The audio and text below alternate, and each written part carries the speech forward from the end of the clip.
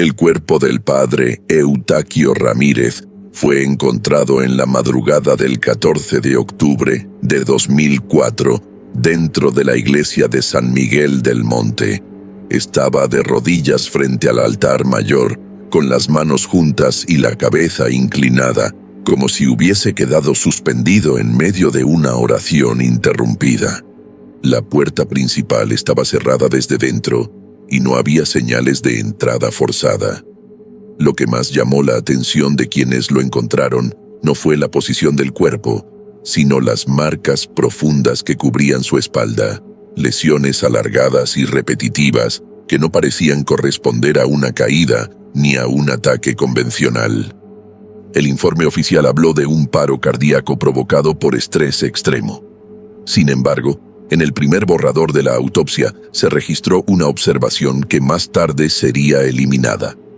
Las lesiones no eran compatibles con una agresión humana directa. Esa línea desapareció del expediente final y el caso fue archivado como muerte natural. Pero para entender por qué esa explicación nunca convenció a los habitantes del pueblo, es necesario retroceder varios años. Eustaquio Ramírez había llegado a San Miguel en 1998. El pueblo, pequeño y conservador, veía en la iglesia su principal punto de encuentro. La figura del sacerdote no solo representaba autoridad espiritual, sino también orden social. Desde su llegada, Eustaquio mostró una personalidad rígida y distante. No era un hombre cercano ni carismático. Predicaba con severidad, insistiendo en la culpa, la disciplina y el castigo como caminos necesarios para la redención. Durante los primeros meses, su conducta no generó sospechas. Sin embargo, con el paso del tiempo comenzaron a surgir comentarios sobre la forma en que conducía las confesiones. Estas no se realizaban durante el día ni en horarios habituales, sino en encuentros nocturnos, a puerta cerrada, prolongándose durante horas. Algunos feligreses salían visiblemente alterados, con señales de haber llorado o temblado durante largos periodos. Varios habitantes, años después, admitieron que los llamados actos de penitencia no siempre eran simbólicos. Se hablaba de ayunos obligatorios, encierros en habitaciones oscuras y humillaciones públicas disfrazadas de corrección espiritual. Nada de esto quedó documentado oficialmente. En un entorno donde la palabra del sacerdote era incuestionable, denunciar significaba enfrentarse no solo a una figura religiosa, sino a la estructura completa de la comunidad. A partir del año 2002, comenzaron a registrarse incidentes extraños dentro del templo. Una mujer encargada de la limpieza declaró haber escuchado voces provenientes del confesionario cuando la iglesia estaba vacía. No eran rezos reconocibles ni conversaciones normales, sino susurros superpuestos que parecían provenir de más de una persona. Un monaguillo afirmó haber visto sombras desplazándose detrás del altar cuando no había nadie más en el recinto. Otros vecinos notaron luces encendidas a altas horas de la madrugada. Cuando se le preguntaba por estas situaciones, Eustaquio respondía que se trataba de vigilias personales. No obstante, registros médicos del centro de salud local indican que el sacerdote acudía con frecuencia por sangrados nasales, moretones y episodios de ansiedad intensa.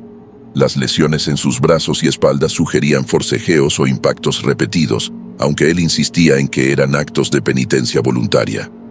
En el año 2003, se descubrieron varios cuadernos ocultos en la sacristía. No estaban guardados en estanterías visibles, sino escondidos detrás de paneles de madera y dentro de compartimentos improvisados. En sus páginas aparecían oraciones alteradas, símbolos que no pertenecían a la liturgia tradicional y frases repetidas con insistencia inquietante. Entre ellas se leía: Dios guarda silencio, alguien me observa, me exige más, no es un ángel, y la sombra responde. Estos escritos no fueron entregados a la diócesis. Según testimonios posteriores, fueron retirados por personas cuya identidad nunca se hizo pública.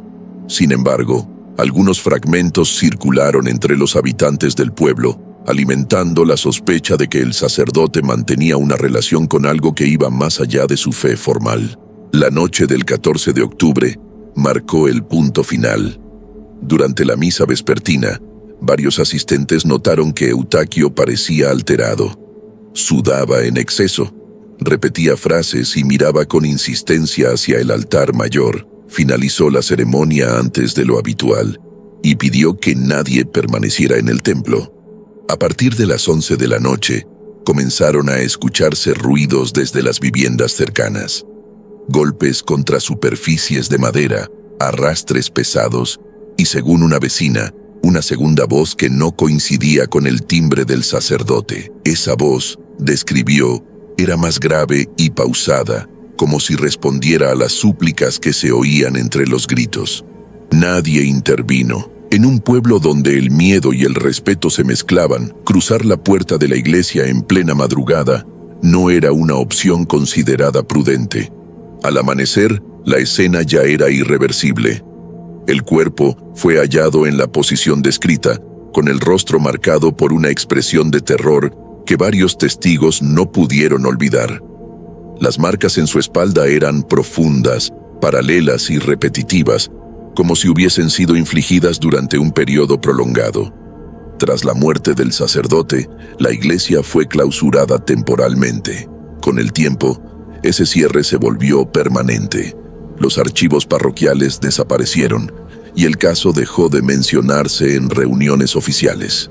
San Miguel comenzó a perder habitantes en los años siguientes, como si el episodio hubiera erosionado la confianza colectiva. Existen diversas interpretaciones sobre lo ocurrido.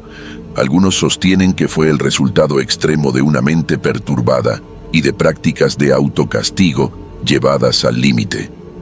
Otros creen que la violencia ejercida sobre los feligreses terminó volviéndose en su contra, pero hay una tercera posibilidad que continúa circulando en voz baja, que aquello a lo que el sacerdote decía escuchar, finalmente respondió de una manera tangible.